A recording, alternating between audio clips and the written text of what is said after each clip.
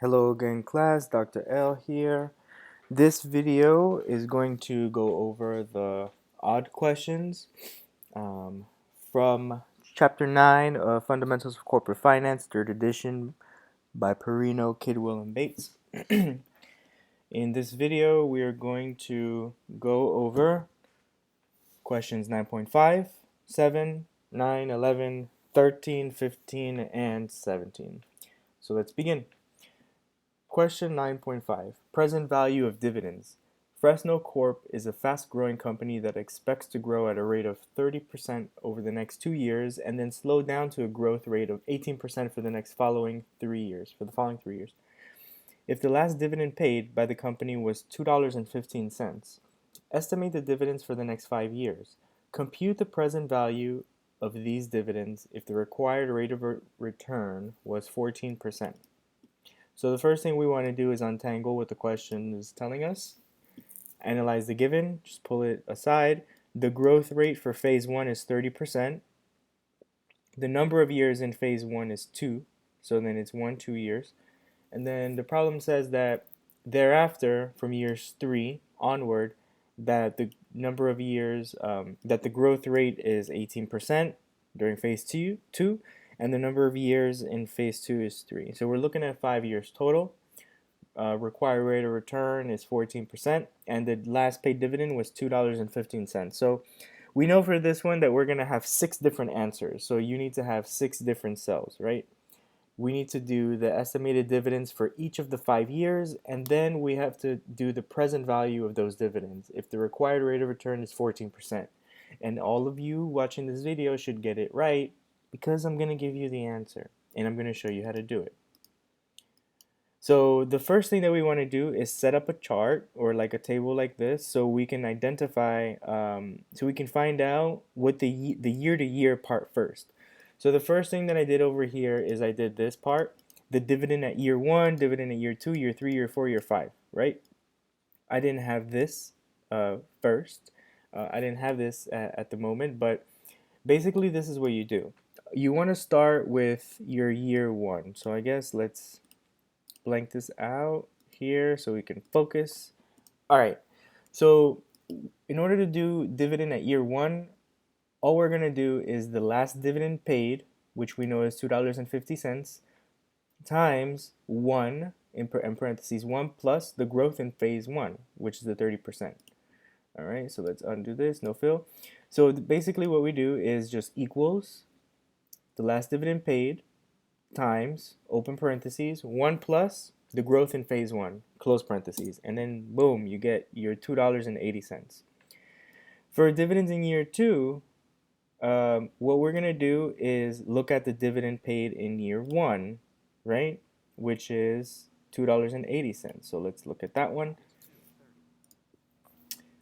So we do for this one, the dividend paid in year 1, so previous year, times 1 plus the rate in phase 1, which is 30%, and that gives us $3.63. Now, caution, when we hit the 3rd year, we're going to be in the phase 2, not in phase 1 anymore. So that's kind of like a trick part, right?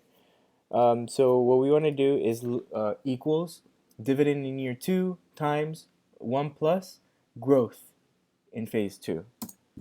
Do the same for dividend in year 4, which is going to be the previous year's dividend times, open parentheses, 1 plus the growth in year 2, in phase 2. And then finally, same thing for year 5, right? So you want to do the previous year's dividend times 1 plus the growth in phase 2. So then you need to highlight these 5 in yellow because these are the answers, right? So I'm going to look at each one of these. So now we have the first part. So now the second part was calculating the present value of the dividends, right? So in order to identify the present value of the dividends, we use the NPV function, which is net present value. So all you do is you just do equals NPV. The rate is going to be here, the required rate of return, and then you start to enter your values, which is basically going to be just this, comma, that, comma, that, comma, that, comma, that. and that's it. And you end up getting $14.24, and that's the net present value of all of these. Be careful, it is not adding all of these up together, okay? When you add all of these up together, it gives you something else. It does not give you $14.24, right? It gives you what? $21.75. So you want to be careful, okay? Use the NPV formula. Problem 9.7, zero growth. Night Supply Corp has not grown for the past several years and expects this lack of growth to continue. The firm last paid a dividend of $3.56. If you require a rate of return of 13%, what is the current stock price? So the given, we know the dividend paid last year, the growth rate of the dividend, and the required rate of return. So now all we have to do is just find the current stock price. So I put it here. The stock price equals, and this is kind of like in the sentence version of Excel, so you can understand how it's done. The stock price equals, open parentheses, the dividend paid last year, which we have, times, open parentheses, 1 plus the growth of the dividends, which is 0%, close parentheses, divided by, open parentheses, the required rate of return, which I just abbreviated as RAR, if you want to call it that, minus the growth rate of the dividends, close parentheses, right? So we do again here, equals, open parentheses, dividend paid last year, times, open parentheses, 1 plus the 0%, close parentheses, divided by, open parentheses, 13%, minus 0%. Double close parentheses because we need to close it out. There must always be a close parentheses when you open a parentheses. And that gives us an answer of $27.38. Onward to 9.9, zero growth. The current stock price of Largent Inc. is $44.72. If the required rate of return is 19%, what is the dividend paid by this firm if the dividend is not expected to grow in the near future? So, the current stock price, we have it, the required rate of return, and the dividend growth rate. That's given from the problem. So the dividend paid is just the current stock price times the required rate of return minus the dividend growth rate. That's it. So all you do is equals your stock price times, open parentheses, rate of return minus the dividend growth rate, close it. That's it. It's $8.50. Wasn't that bad. Constant growth. Nile Inc. is a consumer products firm growing at a constant rate of 6.5%. The firm's last dividend was 3.36%. If the required rate of return is 18%, what is the market value of the stock? Not hard.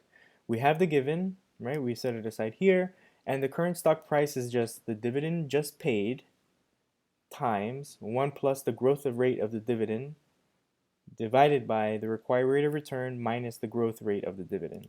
So again, equals, open parentheses, $3.36 times, open parentheses, 1 plus the growth rate of the dividends, close parentheses, close it again, because you have to close it up for this one, divided by, open parentheses, 18% minus the growth rate of the dividends. And that gives you $31.12. That's your answer. That's the market value of the stock. Question 9.13, constant growth. Proxicam Inc. is expected to grow at a constant rate of 7%. If the company's next dividend, which will be paid in a year, is $1.15 and its current stock price is $22.35, what is the required rate of return on this stock? Given, we have the constant growth rate expected, which is 7%, the next dividend to be paid, which is $1.15, and the current stock price, which is $22.35. So for this one, we're going to solve for the required rate of return, or we're solving for the ROR, right? We know that the formula for the current stock price, because we read the textbook already, right, is the next dividend divided by the required rate minus the constant growth rate. So we have to work backwards on this one. So for this one, you get a pass with Excel. This needs to be done on Excel, but you don't really, you don't necessarily have to, um, plug in a formula for this one. And I'll tell you, and I'll show you why in a second, because if you remember on a previous chapter, we had to do one of these where we had to work backwards algebraically to get to the answer. And this is one of those other ones. So let's look at this formula and let's look at what we have. We have the stock price, which is going to go here in this formula. We have the next dividend paid, which will replace this. The required rate of return, which would go here, but we don't have that. We have to solve for that. And we have the constant rate, which is there. So this is what you do. We do $22.35. We're basically just replacing this information here, right, into the formula, right? So we rewrite the formula using what we're given. $22.35 equals $1.15 divided by the required rate of return minus 7%. So written another way, we can do $22.35 times open parentheses required rate of return minus 7% equals $1.15. So here we just isolated the $1.15 on its own. So then we have now $22.35 times the required rate of return minus $1.56 equals $1.15. And in order to get the $1.15, we multiplied this $22.35 into this 7%, and that's how we get the $1.56. And then we have to move the $1.56 to the other side, right? And when we do that, we end up with $22.35 times the required rate of return equals $2.71. So now we're closer to solving the problem. So now that we're at this point, it's easier to solve for the required rate of return. So all you do is you take the $2.71, which is here, and then you divide it by the current stock price, which is $22.35. And when you do that, you get $12.13, and it's a few bits off because the book uses 4 decimal points for the $2.71, but use what I did here. I think my way is more accurate, okay? If you want to do it the book's way, then that's fine too, but as long as you get close to 12.13%, 12.1%, that's what I'm looking for. All right, second to last problem, 9.15, preferred stock valuation. The First Bank of Ellicott City has issued perpetual preferred stock with a 100 par value. The bank pays a quarterly dividend of $1.65 on this stock. What is the current price of this preferred stock given a required rate of return of 11.6%? So let's see what we have. Given, we have a par value of $100, quarterly dividend paid, $1.65, required rate of return, 11.6%, and then we have 4 quarters. Why do we have 4 quarters? We have 4 quarters because we have a keyword here, quarterly. So quarterly tells us that it's 4 times per year, and that's going to be important. So all we really need to do is just find the current preferred stock price, which, as you know by now, is different than common stock. So if you want, you can Google the different, understand the difference between current and preferred stock, common and preferred stock rather. All right, so for the current stock price, all we do is equals open parentheses. Let me zoom in here. The quarterly dividend paid times the quarters, close parentheses, divided by the required rate of return, and that's it. So now this was kind of a trick question, and it was a trick question because it gives you too much information, right? If we didn't know that par value was 100, it didn't really matter because we didn't even use that for the problem. But you're going to come across some problems that give you too much information, so you just have to be able to filter through what is bogus and what isn't. So for the final problem, let's hide this. All right, so each quarter, Circota Inc. pays a dividend on its perpetual preferred stock. Today, the stock is selling at $63.37.